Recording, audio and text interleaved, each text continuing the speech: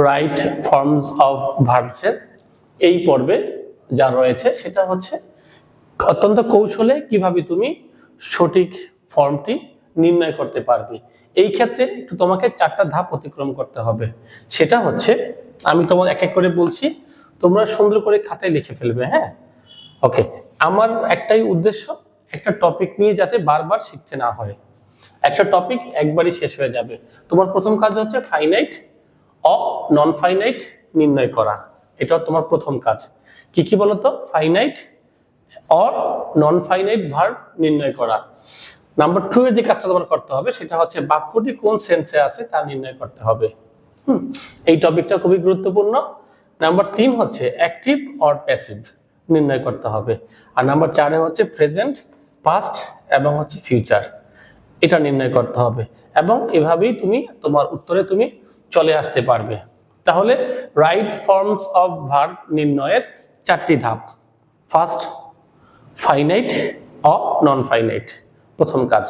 Second কাজ হচ্ছে বাক্যটি কোন সেন্সে আছে তা তোমাকে বুঝতে হবে। 3 নম্বর কাজ, বাক্যটি অ্যাক্টিভ নাকি প্যাসিভ তা তোমাকে বুঝতে হবে। 4 নম্বর কাজ আছে প্রেজেন্ট, পাস্ট ও ফিউচার, তা তোমাকে বুঝতে হবে। লাস্ট অংশে তুমি আনসারে চলে আসবে। তাহলে চলো প্রত্যেকটা ধাপকে আমরা ফেস করব। হ্যাঁ, প্রথম যে পর্বটা সেটা হচ্ছে ফাইনাইট এবং হচ্ছে নন ফাইনাইট। ওকে, দেখো একটা সেন্টেন্সের প্রথমে কি থাকে? সাবজেক্ট থাকে, এরপরে ভার্ব থাকে, অবজেক্ট থাকে, মডিফায়ার থাকে এবং মডিফায়ার থাকে, শেষে হচ্ছে ফুল স্টপ, তাই না? আমি যদি এটাকে নাম্বারিং করি, সাবজেক্টে দিলাম হচ্ছে 1, ভার্বে হচ্ছে 2, অবজেক্টে হচ্ছে 3, হ্যাঁ, আর মডিফায়ারকে বললাম 4 এবং পরের মডিফায়ার হচ্ছে 5। তুমি চাইলে তো আরো মডিফায়ার ইউজ করতে পারো। তাহলে পজিশন 2 এটা হচ্ছে ফাইনাইট। ভার্ব যখন এই পজিশন 2 তে বসবে তখন তাকে বলা হয় ফাইনাইট ভার্ব। আবার এই ভার্ব যদি পজিশন 1, 3, 4, 5 অন্য কোনো পজিশনে বসে তখন তাকে বলা হয় নন ফাইনাইট ভার্ব।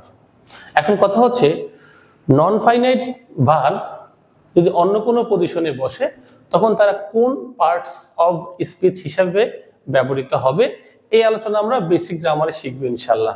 তাহলে এই পর্বে আমাদের আলোচনা হচ্ছে যদি ভার্ব তার ভার্বের অবস্থানে বসে 2 নম্বর পজিশনে বসে তাকে বলবো ফাইনাইট। আবার এই ভার্বে যদি সাবজেক্টে বসে, অবজেক্টে বসে, মডিফায়ারে বসে তখন তাকে বলবো আমরা নন ফাইনাইট ভার্ব। আর নন ফাইনাইট ভার্ব হতে পারে আইএনজি অথবা V3, এরাই। That means past participle form আর হচ্ছে প্রেজেন্ট পার্টিসিপল ফর্ম। এরা ছাড়া অন্যরা নন ফাইনাইট ভার্বের আচরণ করতে পারে না। যেমন গো হচ্ছে V1 ফর্ম, সে সবসময় ফাইনাইট ভার্ব। গোজ, সেও সবসময় ফাইনাইট। ওয়েন্ট, সেও সবসময় ফাইনাইট ভার্ব। অর্থাৎ V1 আর V2 আর ভার্বের সাথে S অথবা ES, এরা সবসময় ফাইনাইট। এদেরকে আপনি যেখানেই পাবেন ওদেরকে ভার্ব হিসেবে, হ্যাঁ, আপনাকে সম্মানিত করতে হবে। এছাড়া যদি কখনো ওয়েন্ট থাকে অথবা গোয়িং থাকে, এই এরা ফাইনাইটও হতে পারে, নন ফাইনাইটও হতে পারে। সেটা আমরা বুঝবো কিভাবে? হ্যাঁ, সেটা আমরা পরবর্তীতে আসবো ইনশাল্লাহ। হ্যাঁ, তাহলে আমরা এই পর্বে কি বুঝলাম? ভার্ব যখন তার ভার্বের অবস্থানে বসে তখন তাকে বলা হয় ফাইনাইট। আবার এই ভার্বে যদি অন্য অবস্থানে বসে তখন তাকে বলা হয় নন ফাইনাইট ভার্ব। আমরা যাব হচ্ছে এখন পরের ধাপে। দেখো পরের ধাপটা কি? আমরা কিছু এক্সাম্পল দিয়ে তোমাদের ব্যাপারটা বোঝাচ্ছি।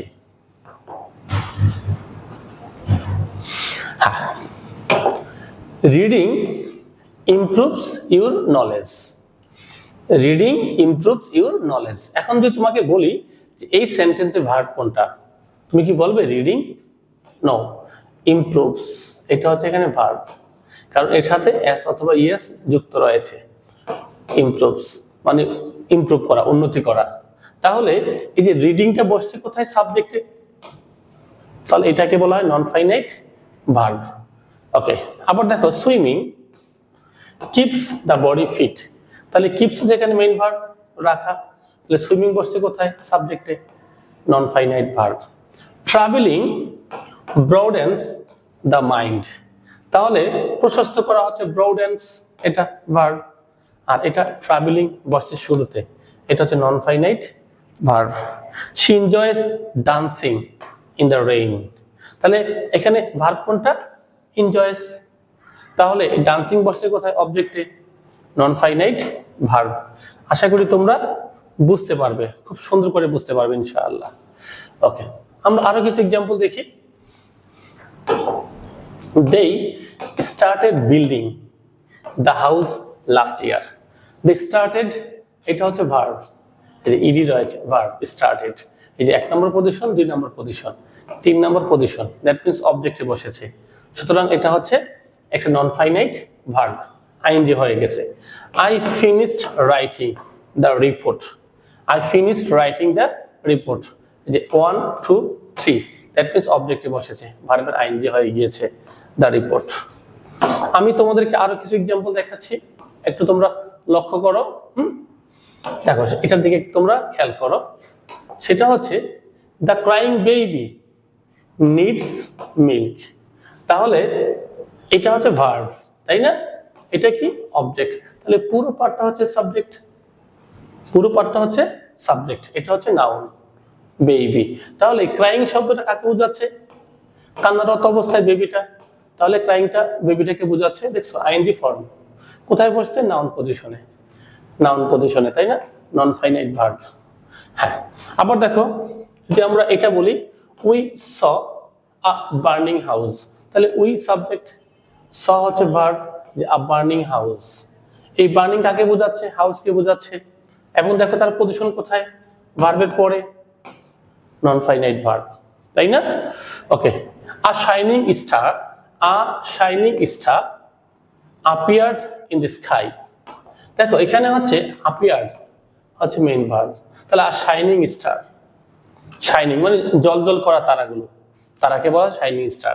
তো শাইনিং কাকে বোঝাচ্ছে? স্টারকে বোঝাচ্ছে, তাহলে এই পুরোটা হচ্ছে নাউন বা সাবজেক্ট, এই যে নন finite verb. Okay, we watched the children playing in the garden, we watched the children playing in the garden, এখানে ওয়াচড হচ্ছে ভার্ব, তাহলে দ্য চিলড্রেন হচ্ছে এখানে অবজেক্ট, এই চিলড্রেনকে মডিফাইং করছে হচ্ছে প্লেইং ইন দ্য গার্ডেন। ওকে, তাহলে এটা হচ্ছে, এটা কোথায় বসছে? মডিফায়ারের প্লেসে বসেছে, এটা হচ্ছে নন finite verb. She noticed a man, she noticed a man waiting the door, তাহলে এই ওয়েটিং হচ্ছে কোথায় বসছে?